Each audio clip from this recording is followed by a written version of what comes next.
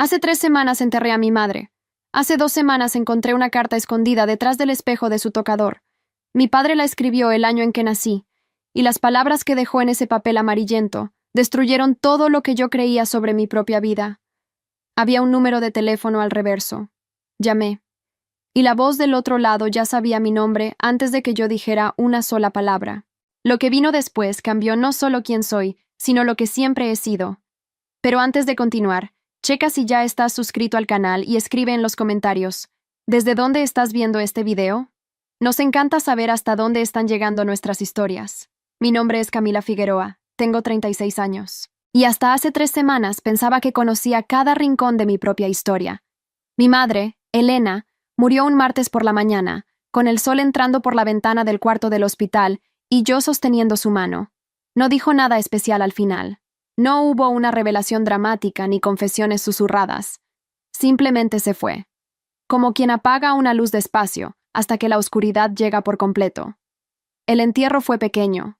Mi madre siempre prefirió la discreción al espectáculo. Algunas vecinas, la señora de la farmacia donde trabajó por 23 años, el padre de la parroquia del barrio a la que asistía los miércoles. Mi tío Renato, su hermano, vino desde Guadalajara. Se quedó 2 días y se regresó. Dijo que tenía trabajo. Yo entendí. Me quedé sola con la casa. Durante la primera semana no moví nada. Era como si mover sus objetos fuera a borrar algo que aún estaba presente en el aire. El olor del perfume barato que usó por décadas, el crujido específico del tercer escalón, el ruido del reloj de pared que nunca mandó a arreglar y que sonaba mal desde que yo tenía 12 años. Dejé todo exactamente donde estaba, y me quedé durmiendo en el sofá porque no podía entrar a su recámara. Fue en la segunda semana cuando tuve que enfrentar aquello. Entré a su cuarto un sábado por la tarde. La cama aún tenía la sábana que el personal de cuidados paliativos había cambiado en la última visita. Sus pantuflas estaban al lado de la cama, acomodadas con esa precisión medio obsesiva que siempre tuvo. En la mesita de noche, un rosario de cuentas azules y el control de la televisión que le traje para que pudiera ver sus novelas en los últimos meses. Empecé por el tocador. Era un mueble antiguo, de madera oscura, que había heredado de mi abuela. Cajón por cajón, fui encontrando la arqueología de una vida entera, envolturas de dulces guardadas por ninguna razón, un arete sin su par, tarjetas de cumpleaños con mi letra de niña, recibos de la luz de 2009. Cuando llegué al espejo, noté que estaba ligeramente chueco. El marco de madera se había separado de la base y el espejo se inclinaba hacia adelante como si fuera a caerse.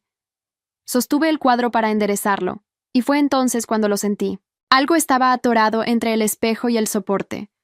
Un sobre, amarillento, delgado, con el nombre de mi madre escrito al frente con una letra que reconocí antes incluso de estar segura de que la estaba reconociendo.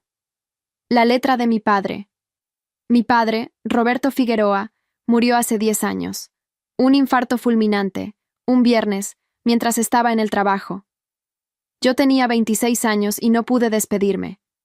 Ese fue el dolor más profundo que jamás cargué, el de no haber tenido una última conversación, el de no saber si él sabía cuánto lo amaba. Me senté en la orilla de la cama con el sobre en el regazo. El corazón me latía en el cuello. Abrí despacio, como si hubiera alguna posibilidad de que el contenido fuera algo inocente, una vieja carta de amor, un recuerdo guardado. No lo era. El papel era de una sola hoja, escrito solo por el frente, con la letra pequeña y un poco inclinada que tantas veces vi firmar boletas escolares y tarjetas de Navidad. La fecha en la esquina superior derecha era del año de mi nacimiento. Elena, me hice el examen. Sé que ella no es mi hija de sangre, pero es mi hija, y siempre lo será. Si algún día le cuentas la verdad, yo contaré lo que hiciste con las tierras de mi madre. Este asunto está cerrado. Roberto, lo leí 3 veces. Cada vez, una frase diferente me cortaba de una manera distinta. No es mi hija de sangre, lo que hiciste con las tierras de mi madre. Este asunto está cerrado. La recámara estaba en un silencio que no era silencio. Era ausencia. La ausencia de todo lo que yo había creído que era real. Volteé el sobre. Al reverso, con una pluma de tinta más azul, más nueva, como si hubiera sido añadido años después, había un número de teléfono. 10 dígitos. Sin nombre. Sin explicación. Me quedé sentada ahí por cuánto tiempo, no lo sé. La luz de la tarde fue cambiando, las sombras se movieron por el piso, y yo me quedé inmóvil con ese papel en la mano, intentando separar lo que era real de lo que había sido, toda la vida, una obra de teatro montada para mí. Mi padre me eligió. Se quedó. 26 años a mi lado sin decir una palabra. Y mi madre había guardado ese secreto dentro de un espejo por toda mi vida. Aquel número de teléfono era el primer hilo, y yo sabía que, en cuanto tirara de él, todo se iba a desmoronar. Llamé a mi amiga Juliana esa noche. Llegó en 20 minutos. No dijo nada cuando leyó la carta, solo puso su mano sobre la mía, y se quedó. Es el tipo de amistad que no mereces y no sabes de dónde vino, pero que gracias a Dios existe. Dormí poco. De madrugada, estaba sentada en el patio de atrás, con el café enfriándose en la mano y el sobre en el regazo. A las 7 de la mañana, marqué el número. Sonó una vez. 2, 3. Una voz de hombre contestó. Grave, ligeramente ronca, como quien lleva despierto horas. Antes de que yo dijera cualquier cosa, antes de presentarme, antes de aclararme la garganta, él pronunció mi nombre. Camila. Me aferré al barandal del patio. Camila, repitió él más bajo, como si tuviera miedo de asustarme. Llevo esperando esta llamada 11 años. Su nombre era Antonio Sosa. Dijo que mi padre, Roberto, había ido a su casa en 2013, un año antes de morir. Se había sentado en su cocina por casi 2 horas.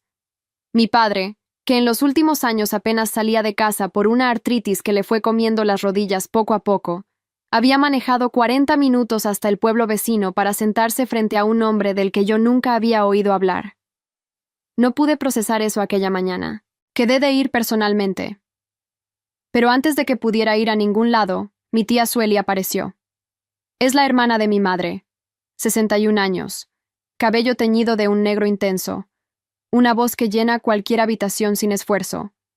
Llegó sin avisar, con mi primo Fabián manejando, y entró por la puerta principal como si la casa ya fuera suya. Dijo que venía a ayudar a organizar las cosas. Yo no había pedido ayuda.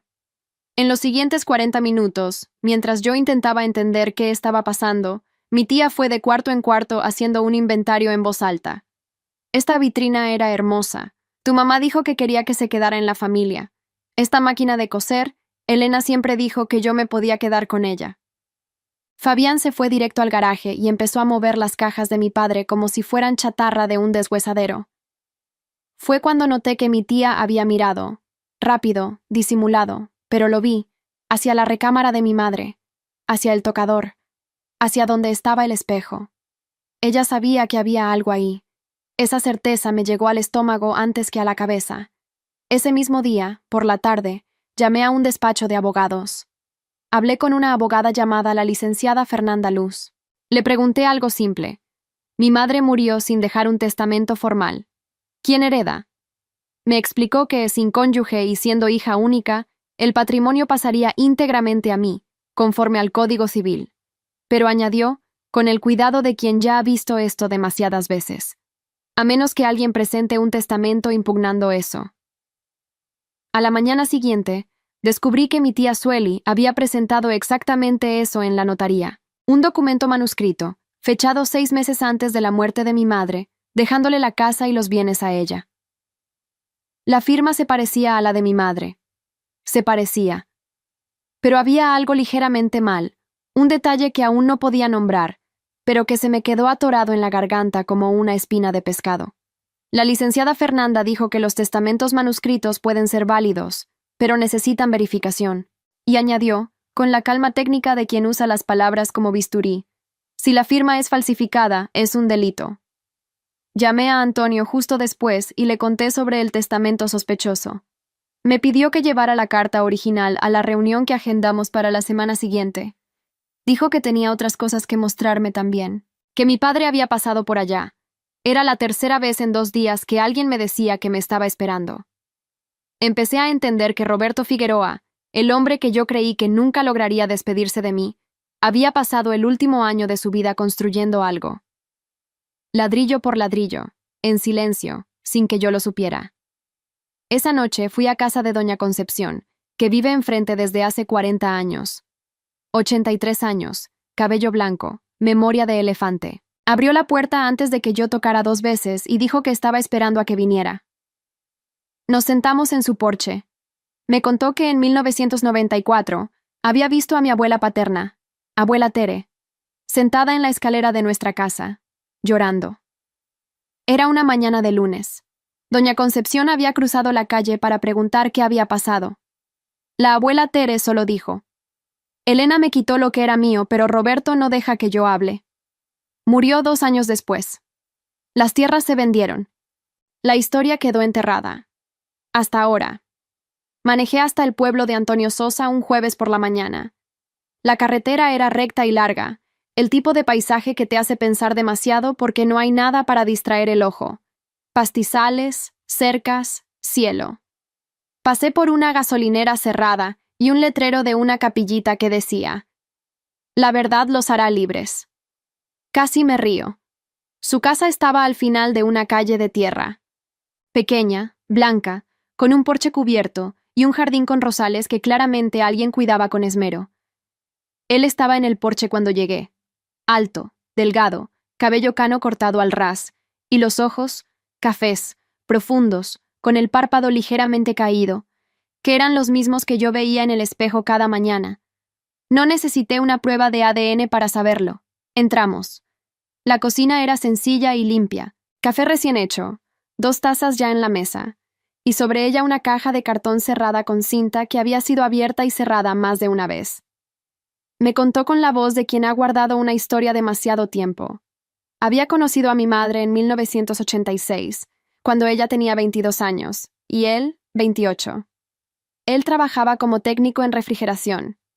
Ella trabajaba en el mostrador de una tienda. Estuvieron juntos casi 1 año. Entonces ella le dijo que había conocido a otra persona, un hombre llamado Roberto, y que iban a terminar. 2 meses después, ella estaba casada. 3 meses después estaba embarazada. De ti, dijo él, sin drama, solo con el peso de los hechos. Abrió la caja. Dentro había una carpeta con documentos fotocopiados y un sobre cerrado con mi nombre, con la letra de mi padre. Mi padre había venido a esa cocina en agosto de 2013. Se había sentado exactamente en la silla donde yo estaba ahora, y le había contado 3 cosas. La primera, que yo era hija de Antonio, que lo había descubierto cuando yo era bebé, a través de un examen de tipo de sangre de rutina.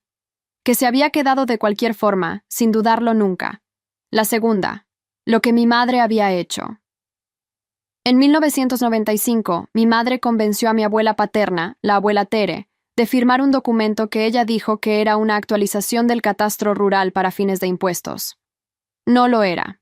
Era una cesión de derechos sobre un pedazo de tierra familiar, 14 hectáreas en el campo, a una empresa llamada Harmon Comercio y Participaciones. El nombre era la unión de los apellidos de soltera de mi madre y mi tía Sueli. Harmon era el apellido de su bisabuela. Crearon la empresa juntas.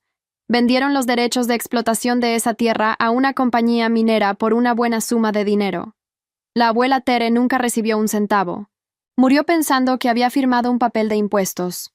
La tercera cosa que mi padre le contó a Antonio, que había escrito una carta en 1988, el año de mi nacimiento, y la había escondido en el único lugar donde sabía que mi madre miraba todos los días, pero que jamás tocaría con otras personas cerca, detrás del espejo. Y había puesto el número de Antonio al reverso, con una única instrucción: cuando ella llame, estate listo. Salí de ahí con la caja en el asiento de atrás y el sobre sellado en el regazo. Manejé en silencio la mayor parte del camino. A la altura de la desviación hacia Puebla, mi celular sonó. Era mi tía Sueli. Me preguntó dónde estaba. Dijo que había intentado llamarme por la mañana, que había unos papeles que necesitaba que firmara lo antes posible, que era todo muy simple, solo una formalidad para transferir la casa sin burocracia. Su voz era cálida y aterciopelada, el tipo de voz que ofrece un favor y cobra después. Dije que no firmaría nada en ese momento. Su silencio duró 3 segundos. Después, la temperatura de su voz cambió. Estás cometiendo un error, Camila. Tu madre se habría quedado del lado de quien trata a esta familia con respeto. Colgué. Mis manos estaban firmes en el volante. Mi mandíbula, no. La licenciada Fernanda Luz tenía su despacho en una casona antigua en el centro. Entré con la carta original, la carpeta de documentos que Antonio me dio, y la cabeza funcionando en el modo que aprendí en los 6 años que trabajé como asistente legal, antes de dejarlo todo para abrir una pequeña librería. Anota todo, guarda todo, no confíes en la memoria cuando hay papel disponible. Me estaba esperando. Abrió el cajón y puso sobre la mesa otro sobre, este con el logotipo del despacho. Tu padre constituyó un fondo a tu nombre en 2013, dijo. 28,000 pesos de aquel entonces, con rendimientos, con la instrucción de entregártelo cuando la situación se pusiera complicada. La situación se estaba poniendo complicada. Ella también tenía copias de los documentos de la transferencia de las tierras. Mi padre le había pedido que guardara todo fuera de la casa, previendo que alguien pudiera intentar hacerlo desaparecer. Cuando le conté sobre el testamento manuscrito presentado por Sueli, pidió verlo. Lo analizó en silencio por unos minutos. Entonces dijo, con la precisión de quien no desperdicia palabras. Hay al menos 2 inconsistencias en la firma. La inclinación de la R inicial no es la misma que en los otros documentos que me trajiste. Y el punto final después del apellido, tu madre nunca lo usaba. Voy a solicitar un peritaje grafoscópico y presentaré la impugnación el lunes.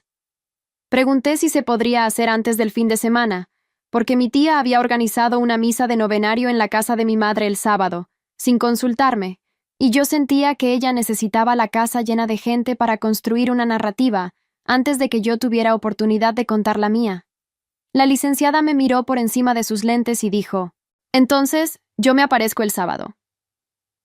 Fui esa misma tarde al registro público de la propiedad. Trabajé años con documentación jurídica y sé que la burocracia tiene memoria. Pedí el historial de escrituras de un área rural a nombre de la familia paterna. El empleado trajo un legajo 20 minutos después. La cesión de derechos estaba ahí, fechada en marzo de 1995. La firma de la abuela Tere. Temblorosa, como de quien ya no veía bien. Cesionaria, Armon Comercio y Participaciones. 2 socias listadas en el acta de la empresa, Elena Sousa Figueroa y Sueli Sousa Mendoza. Mi madre, mi tía, en un documento oficial, público. Cualquier persona podía verlo. Fotografié cada hoja. Las organicé en orden. Creé una carpeta en el celular y otra impresa. Cuando salí a la banqueta, el sol se estaba poniendo y yo tenía ese tipo de cansancio que no es del cuerpo, sino del alma. Pero también había otra cosa, una claridad fría y limpia que viene cuando finalmente sabes con qué estás lidiando. Ya no era una historia vaga de secretos familiares. Era un fraude documentado, con nombres, fechas y montos. Y yo lo tenía todo en mis manos. Cuando llegué a casa, mi tía estaba ahí de nuevo. Tenía una llave. Hasta hoy no sé cómo. Había reorganizado la sala para la misa del sábado. Empujó los muebles contra la pared, quitó las fotos del pasillo, incluida una donde aparezco de bebé en brazos de mi padre, y en su lugar puso 2 fotos de ellas dos, ella y mi madre, cuando eran jóvenes. Como si estuviera reescribiendo la historia de la casa antes de que yo pudiera defender la verdadera. Cuando fui al garaje, mi primo Fabián estaba empacando las herramientas de mi padre en cajas. Le ordené que se detuviera. Me miró con esa expresión de quien cree que el mundo le debe algo, y dijo que solo eran herramientas viejas, que nadie las iba a usar. Puse las cajas de vuelta en su lugar, una por una. Cuando regresé adentro, vi a mi tía saliendo del sótano con una expresión que normalizó demasiado rápido. Había algo ahí, y ella lo había encontrado antes que yo. El sábado se acercaba, y yo apenas estaba empezando. El sábado llegó gris, con esa luz que nunca decide si va a aclarar del todo. Mi tía había hecho un trabajo eficiente. La sala estaba llena. Vecinas, amigas antiguas de mi madre, compañeras de la farmacia, gente de la parroquia. Al menos 30 personas. Flores blancas sobre cada mueble disponible. Una foto de mi madre, elegida por Sueli, en un marco dorado apoyado en el aparador. Sueli se quedó en la puerta saludando a cada persona con esa mezcla perfecta de luto y autoridad que cultivó toda su vida. Fabián se quedó al fondo con los brazos cruzados, mirando todo con ojos de dueño. La licenciada Fernanda llegó a las 10:30.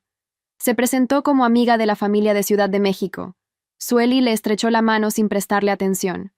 Antonio Sosa no estaba en la sala. Estaba en el coche, estacionado a 2 calles de distancia, esperando mi llamada. La misa comenzó puntualmente.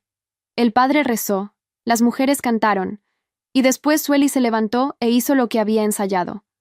Habló sobre la devoción de mi madre a la familia, sobre cómo la casa era el corazón de todo, sobre cómo Elena, en los últimos meses, solo quería saber que el patrimonio quedaría en buenas manos, en las manos de quien había estado presente, de quien había cuidado, de quien había sido familia de verdad. Su mirada se posó en mí en esa última frase.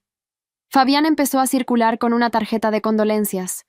Pedía a las personas que firmaran por el frente, pero cuando la tarjeta llegó a mis manos, leí el reverso. Tenía un párrafo en letras pequeñas, casi imposible de ver sin lentes, afirmando que los firmantes estaban conscientes de la voluntad de Elena de transferir la casa a su hermana. Había incrustado una declaración de intención patrimonial dentro de una tarjeta de pésame. No firmé. Cuando la tarjeta llegó a doña Concepción, que estaba sentada en la esquina con una taza de café de olla, leyó el reverso, puso la tarjeta boca abajo en la silla de al lado y tomó un sorbo de café sin decir nada. La tarjeta volvió a Fabián con menos firmas de las que esperaba.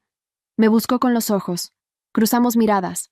Sueli vino hacia mí con esa sonrisa que es cálida por fuera y dura por dentro. Me guió hacia la cocina con la mano en mi brazo. La cocina que estaba abierta a la sala, donde todos podían oír.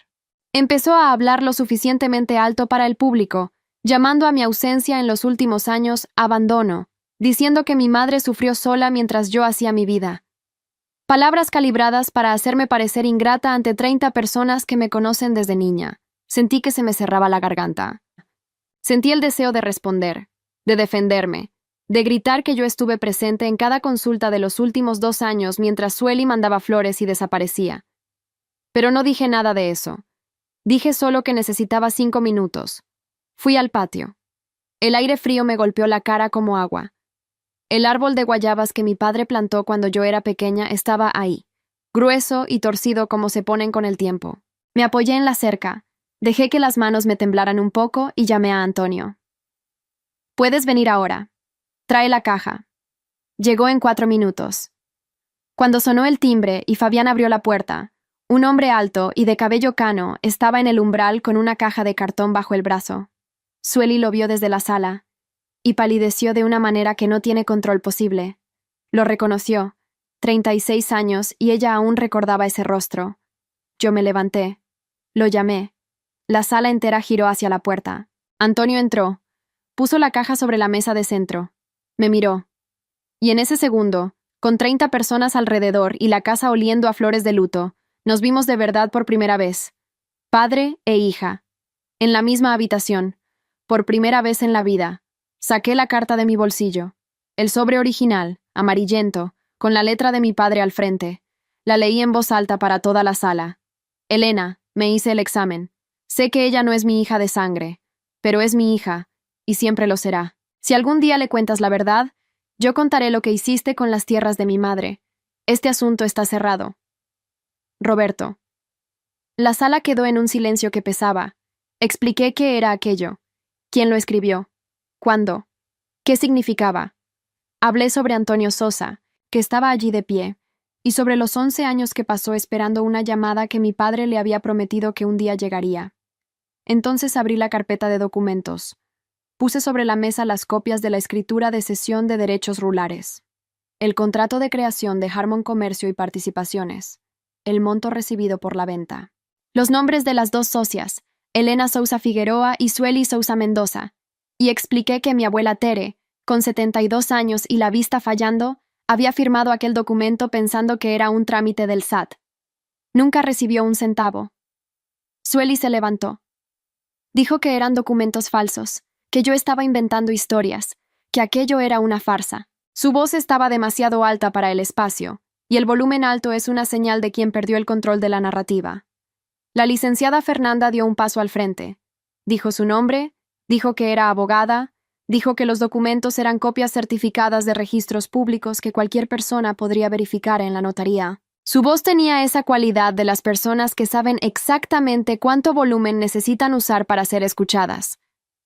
El silencio que vino después fue diferente al primero. Era el silencio de gente recalculando. Fabián tiró del brazo de su madre. Ella no se movió. Vinieron las lágrimas. Reales o fingidas, yo no sabía decirlo, y me di cuenta de que ya no importaba.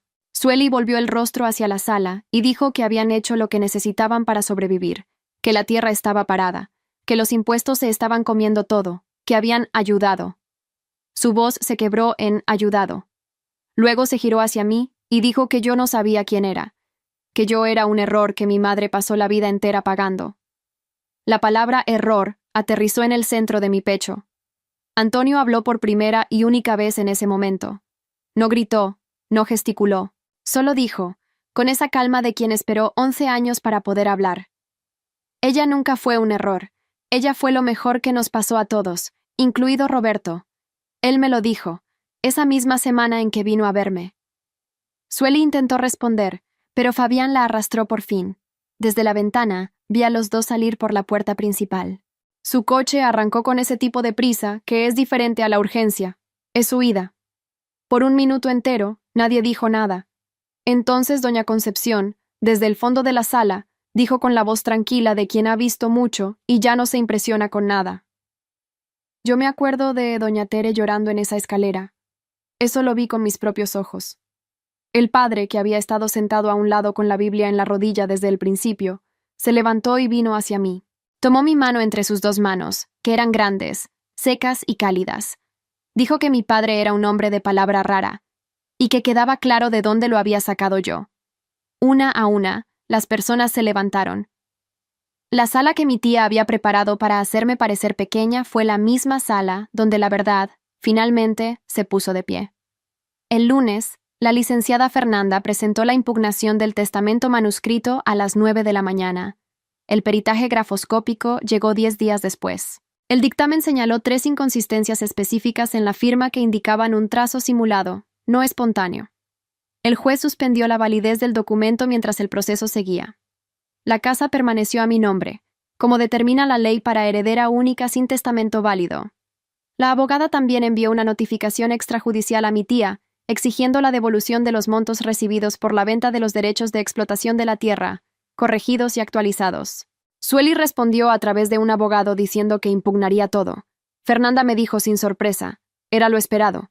Pero el camino estaba abierto. No busqué un proceso penal, lo pensé, me quedé varios días pensándolo. Al final, concluí que no la necesitaba presa, la necesitaba fuera de mi vida. A veces la justicia que necesitas no es la que ocurre en un tribunal, es la que construyes en el silencio cuando dejas de contestar el teléfono. El fondo que mi padre había dejado cayó en mi cuenta un miércoles. No era una fortuna, pero cada peso de ese dinero tenía el peso de una decisión.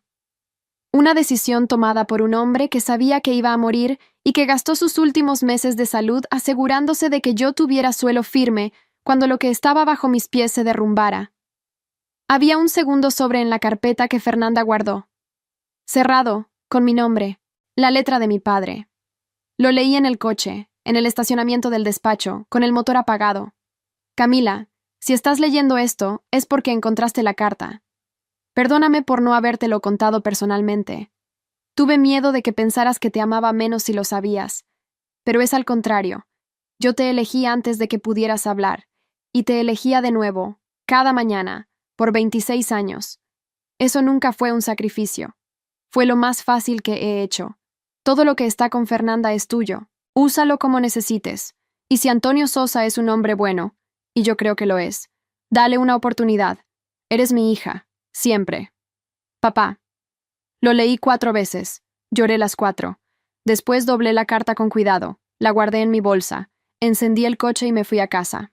Las noches fueron difíciles por semanas. Durante el día, el movimiento ayuda, papeles, llamadas, decisiones. Por la noche, la casa se quedaba quieta de la manera equivocada, y mi madre aparecía en pensamientos que yo no elegía. Su voz preguntando si ya había comido. El olor de la crema de manos que usaba. La lista del mandado con su letra que aún estaba pegada con un imán en el refrigerador. Leche, huevos, jabón. Me mintió por 36 años. Participó en un fraude contra su propia suegra. Mantuvo a mi padre biológico lejos de mí con una amenaza. Y también era la mujer que atravesó una tormenta de granizo manejando para traerme caldo, cuando me enfermé en mi primer departamento. Que llamaba cada semana sin falta. Que estuvo de mi lado durante cada proceso difícil de mi vida adulta como una pared que no cede. Esas dos cosas no se cancelan. Solo existen juntas, y aprendes a cargar con ambas. Antonio llama los viernes. Llamadas cortas, 10 minutos, a veces menos. Me cuenta lo que está haciendo. Remodeló el baño, plantó jitomates en el patio, arregló el portón. Yo le cuento sobre la librería, sobre el libro que estoy leyendo, sobre una clienta que pidió una recomendación de algo que la hiciera llorar de forma bonita. Un viernes, dijo que había hecho una repisa de más, por si yo la quería. El sábado siguiente, fui para allá. Trabajamos 2 horas. Me enseñó a medir 2 veces antes de cortar, porque la madera no perdona. Me mostró cómo hundir el tornillo sin romper la fibra.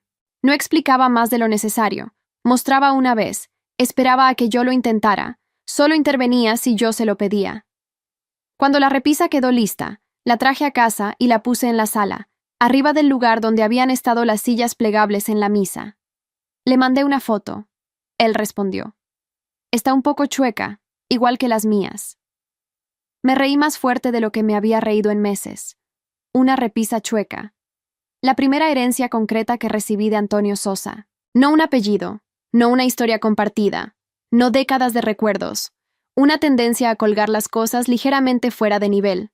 Lo acepto. Las 2 cartas están enmarcadas ahora. La de 1988, escrita para mi madre y encontrada detrás del espejo. La de 2013, escrita para mí y guardada en el cajón de una abogada por 10 años. Están en el pasillo, lado a lado, a la vista. No escondidas, no detrás de nada. Quité el espejo del tocador del cuarto de mi madre y lo vendí.